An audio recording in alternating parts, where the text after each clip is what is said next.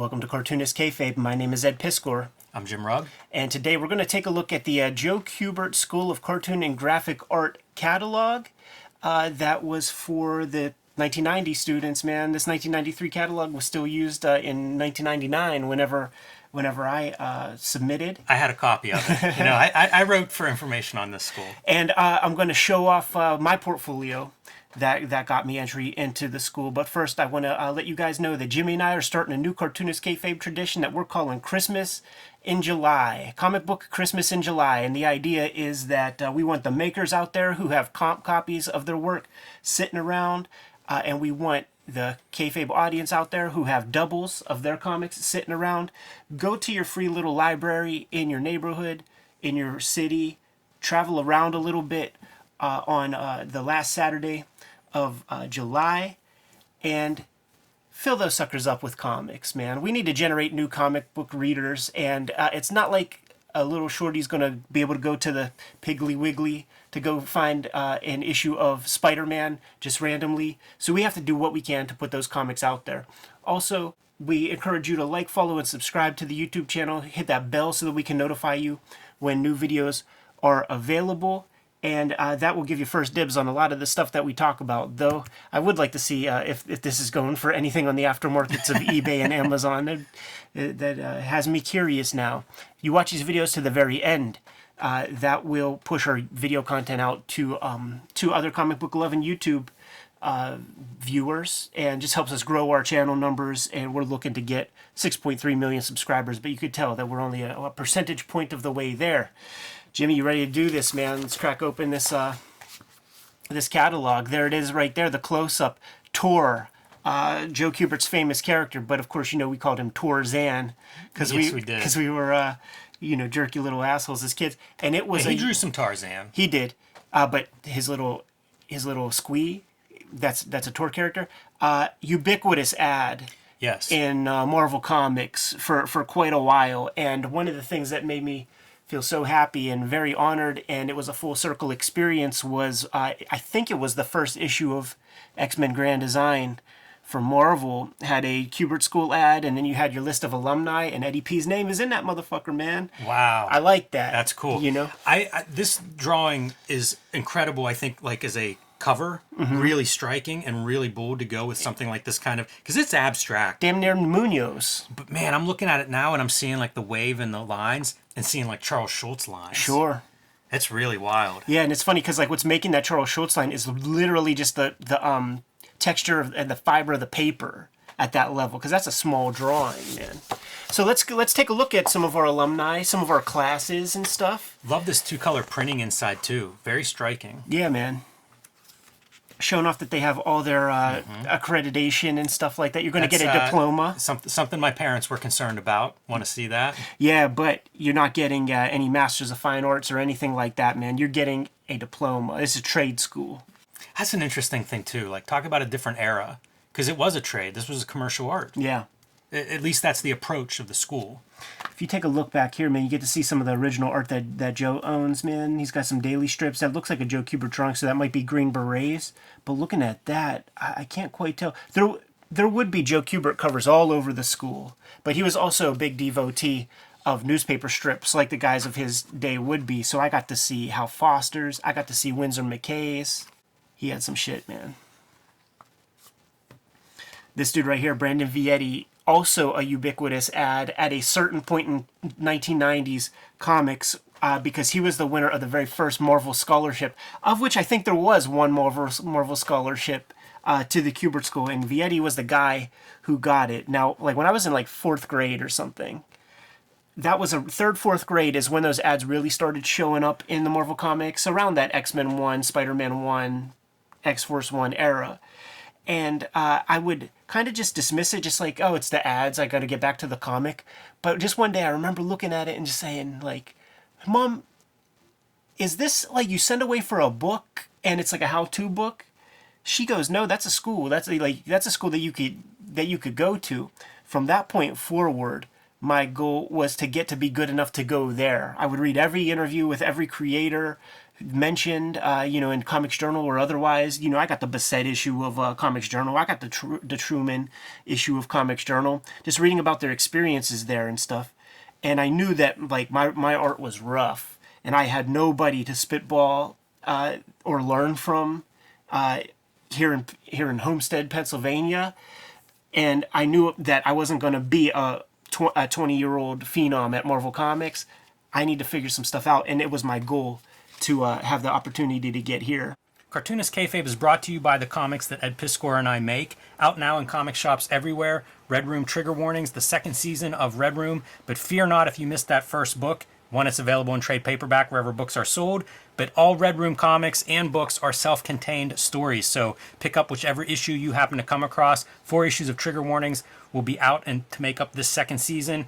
It is banned in 28 countries and 10 comic book stores. So you may have to ask for it by title. Those comic stores can order it if they don't have it on their shelves. My latest, Hulk Grand Design, Monster and Madness. This is a retelling of the 60-year history of the Incredible Hulk in 2 double-sized issues that I am writing, drawing, coloring, lettering, all that good stuff. Perfect for the first-time Hulk or comics reader. Perfect for the long-time Hulk fan in your life. So pick that up now wherever comics are sold. And now back to our regular scheduled programming. Lee Weeks has been putting in good work for decades now. Yeah, he was. I remember seeing his name, and like I would follow these guys that were listed as alumni. Yeah. Like I would, Absolutely. if I saw their name on a book, then it was like, give it a look. That's a really good looking page. It is, man, and it's for the magazine Destroyer Yes. comics. Dan Parent was a teacher when I was up there, but he was not a teacher in my class. And then some of these guys, they have careers, but they went to other places. Right. I think that speaks to that commercial art side of it too. Absolutely, man. You got the Kubert boys. It's so funny that I guess it's because 1993, it's early. This is what they choose to show from the Kubert boys. And then there were just this stuff. There were creators here that I just never heard of. But I'm in second grade. I had my first Grim Jacks were Tom Mandrake Grim Jack issues. Yeah, I would always look at his stuff. I think he had a run on Spectre. They talk about there's so much. This is an actor mag, by the way. Yeah, of course. because they talk about attendance and all these schools are an aftermath, in a way. It is the policy of the school that there shall be 7.5 absences allowed for illness or other excusable reasons per semester. That's bollocks, man. As long as you're paying your bills on time, fucking jerk off all day if you want. It would be so hard to kick people out. You know what I mean? But it would happen. And when it would happen, Jimmy, I'm telling you, there was a boy, no matter what the assignment was, he would draw a Predator, somebody with a cable zappy eye, and a Voltron.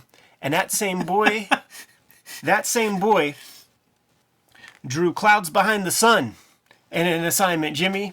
He drew and I think that was the straw that broke the camel's back, because they were like, you're done, Vinny. You're out. He would always wear shirts that had the Cobra insignia, man. So I associated him with a villain. And you make me want to read his comics. Dad. When they finally kicked him out on all of our drawn tables, because I think whoever, the first gen people who were working on those tables were using X-Actos and stuff. So there was a fresh green mat on top. But it was put there by Dave Kubert or somebody. So there's a pine tar, the shit on your Louisville Slugger bat. This boy ripped off his mat and wanted everybody to sign it. And when he left, he said, "I'll see you all at the top." and then somebody do it. And then somebody in the class said, "Is the top a restaurant?" Did you ever hear any more about him? No, that kid is nothing. He was a goof. Boy, there's some heavy hitters there. Got that Rick Veitch Heartburst, man. This is my contender for, one of the best Marvel graphic novels. Yeah, I remember just pouring through all of this information, and it seems so overwhelming. Yeah. Like it would be the hardest thing in the world to be able to do this. And when you see this stuff, you feel like this is the work that you have to stack up to in order to even get in. So it felt insurmountable. I had no idea Alex Stevens went there. He was my teacher for a class. Did a couple interesting Piranha Press books. Yes. Sinner and Hardcore. Yeah. And also showed up in a couple issues of Anything Goes, Fantagraphics. He said that, because of his very unique style, very abstract, he's a dude, he did 10 pages in a Sandman. and made like 5 figures in royalties like every quarter in 2000 Yeah. from that 10 pages, just so to give you some indication of how well those books were selling, man. But you know, he had that abstract style. He would use Doc Martin dyes for color, and it would be this very painterly approach, you know, where he's using color theory for all of his stuff. Used black like a color in that Alec in the Sinner and Yeah, Hardcore. yeah, absolutely. Lettered the stuff himself, and he said that like Gary and Kim were really excited by him and like wanted to give him his own books and It's stuff. super graphic. Yeah, but like the economic realities of his life like prevented that. Like Yes. like oh, like this stuff ain't selling for shit. Like I got to keep my head above water. And he was doing when we were at the school, he was doing editorial illustrations for the New York Times for like 3,000-4,000 a clip in 2000. Yeah, it's interesting to think about that. You know, like if you would think about like Bill Sienkiewicz, if you take away, say, a commercial book like Elektra or Daredevil or something, how would that stuff have gone over? Yeah. You know, like you almost need to graft it at that time period onto something commercial. It was just too different otherwise. So I got this catalog 2 times, man, and this was the calendar year for the guys who were in the year ahead of me. The time I went to that school, man, it cost about $15,500, man. Two semesters. To go to the school. Yeah, 2 semesters. It was half the price of going to the Art Institute of Pittsburgh, even if I was commuting. Wow. So like without the student housing even, it was about 30 G's, dude. So it sort of was a no-brainer. It's like I get to go to a school that caters exactly to what I want to do, and I don't have to take math classes and shit like that. Yeah, right. You know? Yeah. There's that ad art that you would see in the comic book ads. That's the, for sure. The cover stuff, you know, like that's your zoom on the cover of this book. Yeah, man. Bassett, black and white ink wash piece. And one of the classes was like a paste up in mechanicals class. It shows you like on a big board like that, we had to do an ink wash and then take it to the photostat camera. I follow Bassett on Facebook, or I guess we're friends on Facebook. He posts a lot of art, and it always is so great to see his art. He's strong as fuck, man. Jander Zima, she's another one of those people that like any of the cubies who put out work. Like I pick it up no matter what. So she had stuff. Even they would all get their first little tryouts in the war books that Joe edited, and if I see their names in it, I'm scooping it up. Like I have a real substantial collection. So I'm trying to think of like what a basic drawing when I went there was just like a random lady named Vicky who was very cosmic in her thinking, had nothing to do. She had no interest in comics whatsoever. It was plein air painting and like drawing still lifes and all that kind of stuff, man. Human Figure was Sergio Cariello. He was drawing Azrael comics at the time that were written by Denny O'Neil. This is interesting. So both of those classes, I would have had comparable classes. Okay. And it's funny, my basic drawing class, my teacher fits your description really well. I liked her a lot. She said the best student she ever had was she taught at a Texas penitentiary for a little while, and those were her best students. But so far, like curriculum wise, I'm having a similar experience at IUP. Nice, man. So the Human Figure, it would be drawing from the nude model, and you would do that the entire day, but your homework would be from the start, draw, like the very first assignment would be draw the skeleton of an arm with the shoulder blade. Draw it perfectly, you bring it in to get graded, and then the assignment the next week, you put a piece of tracing paper over it, and you connect all the muscles. That's pretty cool. And then it's got to be perfect. He's like, there is no room. This is not comic drawing class. This is understanding the muscles that exist in the human body. I don't want any imagination. It's got to be medical. And he would, tear your stuff apart. And we did every piece of the body. Were there skeletons? Like, were you able to model? How were you supposed to know what the skeleton looked like? There was a specific book that came that we all had to buy. And that was what we looked at. And he said, like, you could trace it. Like, he's like, trace it. Like you need to figure this shit out. Like, There's no room. It has to be perfect. There were guys who were fresh off of drawing from the right side of the brain who would, like, blow it up, graph it, do all that stuff, but you have 10 assignments. And part of manipulating your own schedule is like, where do you, as an artist, place value? Because you got to turn stuff in. You can't miss one assignment. You're supposedly you're out, even though I don't know that ever happened. But you have to figure out your time, man. And there were guys who were like, I'm putting all effort into everything, and those guys snapped, Yeah, right. like those guys went fucking nuts. But that was the deal. And then after you do all the body stuff for homework, then it starts getting into pages and shit like that. And then he puts tracing paper over top of your stuff, corrects the anatomy and all that. He would also, while we were doing the classes and drawing the nude models, he'd be grading the Kubert School correspondence courses and signing Joe Kubert's name to it. Narrative art, that was Fernando Ruiz, man. He was a Archie artist, and he would bring in his samples and stuff of what stuff he was trying. You know, he was really trying to draw some Ultimates Avengers and stuff. And I remember thinking, like, that hand's real small, that chest is big, like that character's been a little fucked up. And then he would grade us real hard, and I'm like, I don't know, man. Methods and Materials, Doug Barron. I see him every now and again. He did a comic called Sugar Ray Finhead, and that would be the class where we're using duotone. That's the class where we're using zipatone, amberlith overlays. We're learning all that shit. See, Methods and Materials, I was waiting for that to be the Alex Stevens class. He's the design jerk. Okay. Layout was this one guy named Dominic Tucci, and he drew stuff like coloring books and just like real, like it would be like art in the penny saver and shit like that. And we gave that guy a hard time. I'll leave it at that.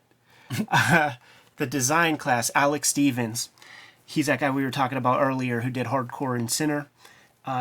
Born again religious dude. Like, he got kicked out of the Kubert school when he was a student because of wilding out, man. That's his story to tell and shit. And he, you know, hat in hand, went to Joe, apologized for his past behaviors as a kid and stuff like that. And Joe took a shine to him, but he became a born again dude.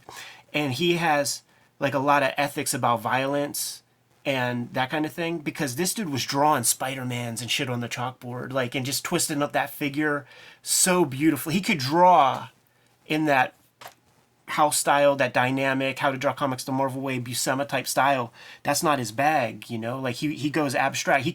He's that classic dude that they tell you about in like interviews, or like, you figure everything out, how to draw the exact perfect figure, and then you abstract it for your art style, like the Picasso kind of thing. Like, he's that dude. Humor caricature. I forget the name of our teacher who did that shit, but he had the Knight Rider car with like MP3s and shit. He built it himself. Like, you know, he got the exact car, fixed it with lights, had Mr. Belding's voice like greet him when he opens and stuff. This is a nerd school, dude. Wow. And this dude made us draw shit for him for his own amusement because he was such a fanboy. Like, he made us draw comics of Thunderbirds Argo and shit like that. And he like brought in all his favorite Thunderbird stuff. He was a big nerdy fanboyish guy.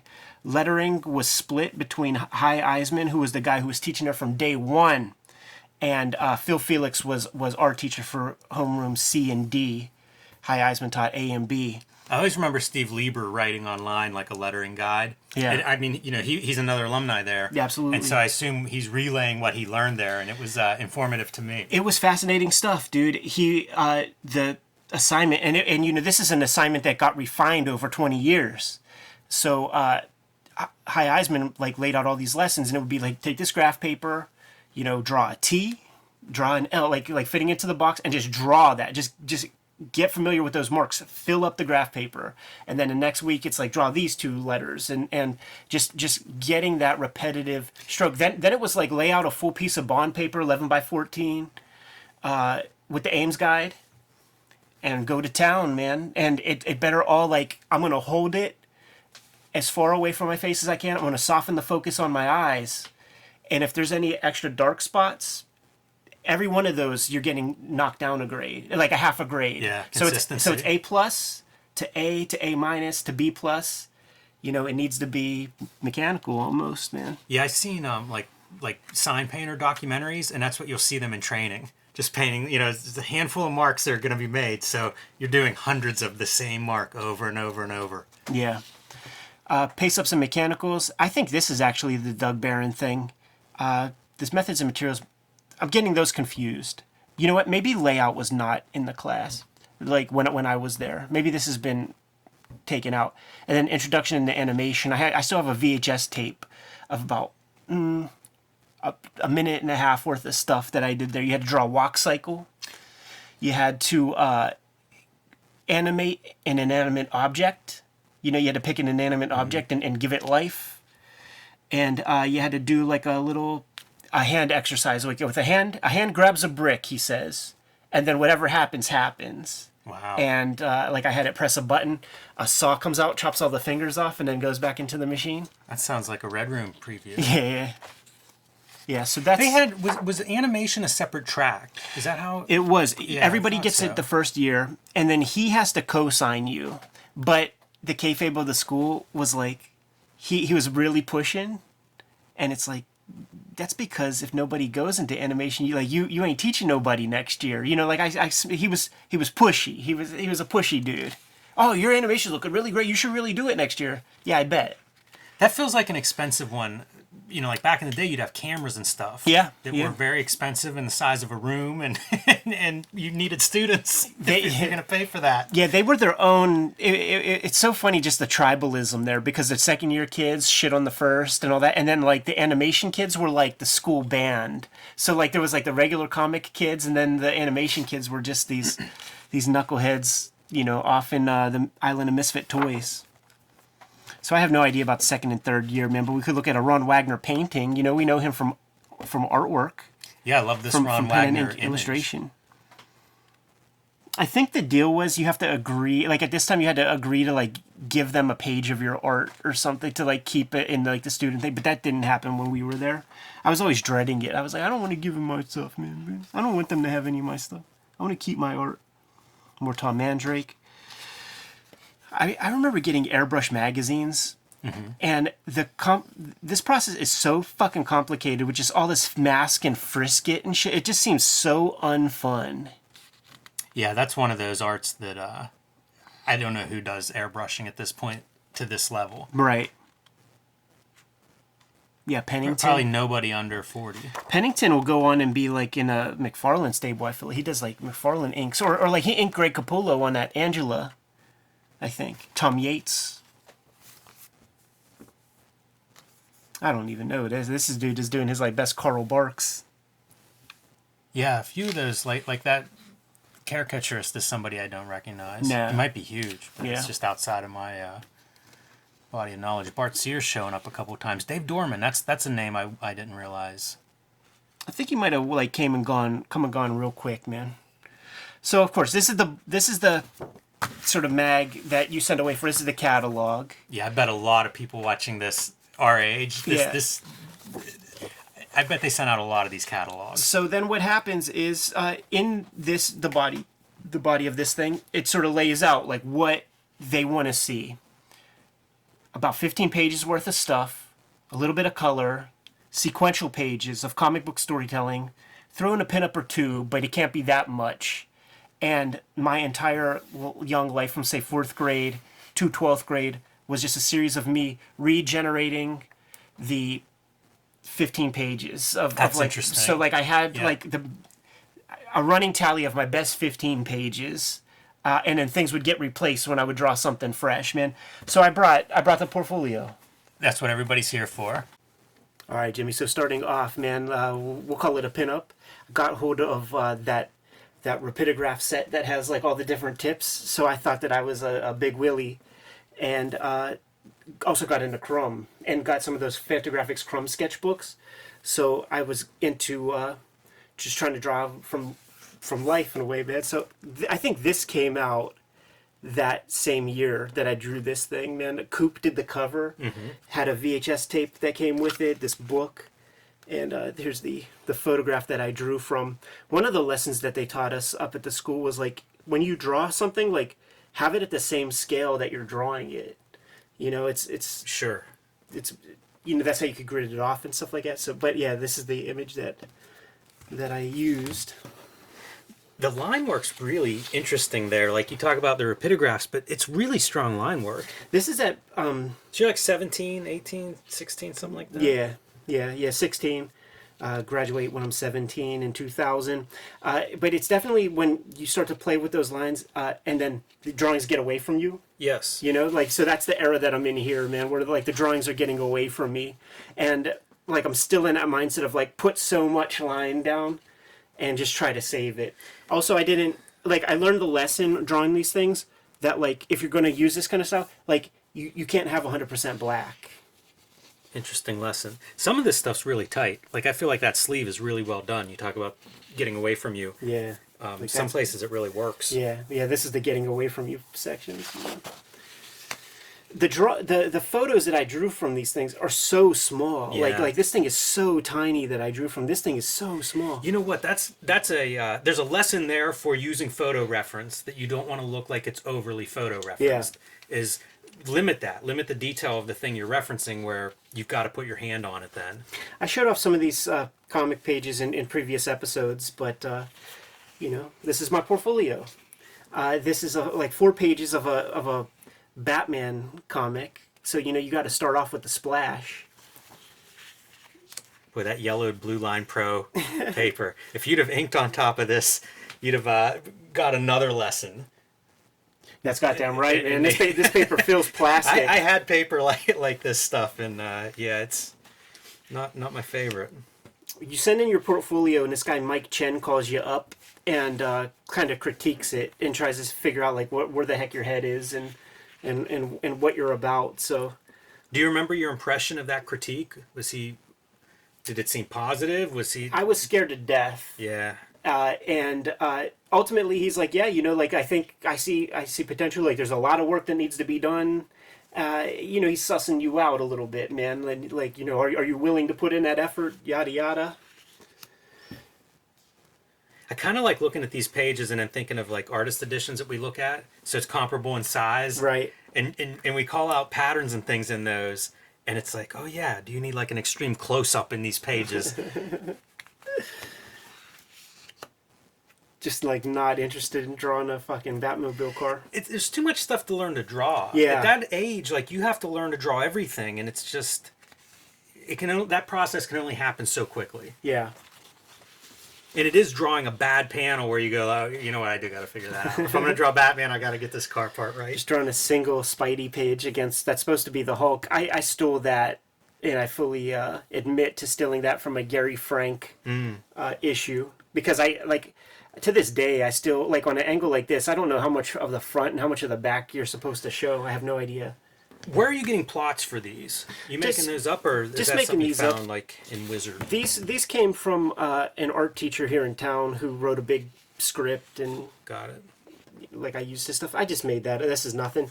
This comes from Comics and Sequential Art, the Will Eisner book. There was a 4-page Jules Pfeiffer script for that late period that was just done very quickly. Like right here it says, from a visual script by Jules Pfeiffer. The teacher was like asking me, what's that mean? And Mike Chen, he's like, what's a visual script mean? And I was like, oh, it's a little doodles in Comics and Sequential Art. Because I was firmly planted in that headspace of I want to be a penciler. So like the writing part, I had no interest in it, and I didn't feel like I could do it. Look at the signature, man. So dumb. Everybody had that in the 90s. The lettering is so italic and skinny and tall. I didn't set the Ames guide properly, but I did use an Ames guide. I feel like you would get some extra points for doing the spirit, in the 90s. Right. It feels like somebody, like, you're showing yourself as a student of the game. And also, man, I bet you the stuff that those guys see when a spirit page shows up, that is a welcome reprieve from the normal slush pile. I promise you, dude, like, I was that dude in class, like, that one teacher, Doug Barron, he would do, like, trivia. Who are the first 3 Daredevil artists, man? And then I'm sitting there just looking at everybody, and then I'm like, fuck, put my hand up. Bill Everett, Joe Orlando, Wally Wood, John Romita. You're a nerd in a nerd school. Yeah. Yeah, but what's the rest of those yahoos, man? They should have been down with comics history. Come on. Mike Turner's Fathom was the stuff that boys were jerking off to, and those same guys that were jerking off to that were like, Rob, Liefeld, Tom McFarlane, that shit sucks. They needed some color, and like I wasn't interested in color, but I'm like, okay, well I'm going to keep drawing comics, but I'll just color them with Prismacolor markers. For about 15 years, you could smell the marker on these pages, Yes. but you can't anymore. Those look pretty cool in color. I'm on board for this. This is Alf, man. He's a Pittsburgh graffiti artist, and you would see this everywhere, man. I liked him a lot because I didn't associate him with any of the crews, and I felt like he was rogue. I don't know that to be the case. I didn't know him or anything, but you know, the Pittsburgh graffiti artists of the '90s are as influential to me as any Jack Kirby or Frank Miller or any of those dudes, man. I really look up to those guys a lot. Yelp, Nicer, the NSF crew, Ono Rock, like these were heroes to me. That's pretty cool. Where you're drawing with the prism Yeah. marker. Yeah, and you could see that I clearly fucking suck real bad, man. I need to stick to comics. So Jimmy, like I was like hedging, you know, I'm like, I'm not good enough. I have to do everything I can because my entire goal was to go to this school, and I would be heartbroken. I don't have a plan B. I don't know what else to do. So I did one final piece, man, to try to seal the deal. And, you know, a little brown nose in. Yes, yeah. A little brown nose in when I was beginning my Drew Friedman obsession, right? And this one day, early on, man, I had to do like sign some form or something in the office within like that first week. And I saw that they Xeroxed this, and it was hanging up. And when I went there and like signed my shit, the ladies in the office were like, "Oh, you're the boy the boy who drew the Joe's portrait, huh? Are you going to give it to him?" And I said, "Will you give me a discount on my tuition?" Nice. Joe popped his head out of his office and was like, "That's the right answer, son." And then went right back into his office doing his work, man. It was super cool. That's a great Joe Kubert story. Yeah. So there it is. There's the portfolio. You know, a smattering of penciling, inking, lettering, color. Super raw, super rough, man. 16 years of age, 17 years of age. I feel like that color is much better than you give it credit for. Just There's some good stuff going on there. just using what I could, man.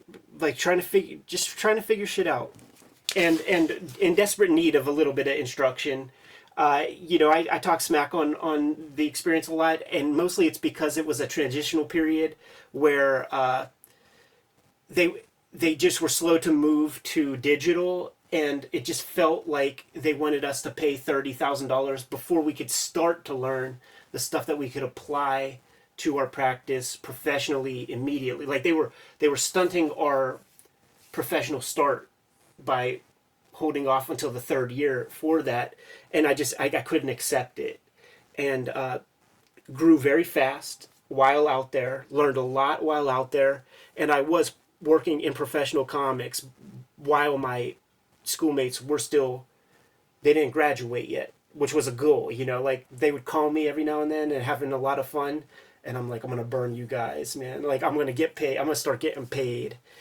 Shouts to Harvey Picar for hooking the dude up, man. But there it is, dude. The How portfolio. much do you think there is to be said for, like, you talk about developing quickly at that time, being around like 20, 30 other dudes that are trying the same thing? Crucial. Like learning as much from them maybe as like the instructors. Absolutely, man. Yeah. Like you're watching the demonstrations being done with guys who like know how to do inking with a real Raphael, like a real Windsor, like a sable hair brush. But then when you go back to the mansion and everybody's got their homework to do, and you're just like going over to this dude, and it's like, wow, that dude drew a really cool ear. Go to this other guy who's doing some stuff, and man, that's a super dynamic way to do a cityscape. It's totally learning from everybody, and in some cases learning what not to do, because there were some very obsessive cats who thought that time into a piece should equal commensurate grade, Right. and those were the dudes. They did not last. They could not. You would hear violent smashing and shit, like in the classroom when they would get a critique or something. I was gonna say critique's very hard there. Yeah, Yeah. but it's a critique like any other school, and from what I understand, my experience is the same as most people I talk to, where the person who has the most to say is the suckiest artist in the class. People cry in those critiques. Nah, dude. There was none of that. Like a Kubert school student could beat up any SVA student, and a Kubert student would decimate, destroy, eat the souls of any like the Center for Cartoon Studies or something. Like those guys are too anemic. Those dudes are too hemophiliac. Like the Kubert school, because honestly, there's like a lot of jocks and shit that went there that were just like, I like comics. You know, like it wasn't art heads really. Some. So weird. Yeah. Some. I feel like we need to have many. more Kubert alumni on the show from different eras. Like, I want to hear an 80s school report. Yo, Bart Sears, man. Tim Tyler, come on, tell us about that experience. We're going down to the Adam Kubert. Warren. I mean, we're going down to North Carolina after this recording. We're recording very late at night, man, to make sure we have vids ready to go. And it's like Lee Weeks, Amanda Connor's going to be there. I don't know if I've seen Steve Lieber's name. Yeah, I was wondering, Steve Lieber's maybe early 90s. Do you know when he was there at the school? Not exactly. I would like to see all the, like get these reports on what was going on in the mid 90s, what was going on when did it get very digital, Yeah. You talk about being in a transitional period, like what's the next stage and who's coming out of that one? Yeah. So truth be told, I'm sure it's very digital now and they barely draw on paper. So this portfolio thing probably ain't useful.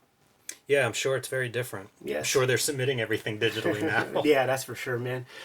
It was nerve-wracking sending this stuff, actually, like physical copies through FedEx, all that kind of stuff. I can imagine. Very nerve-wracking, man.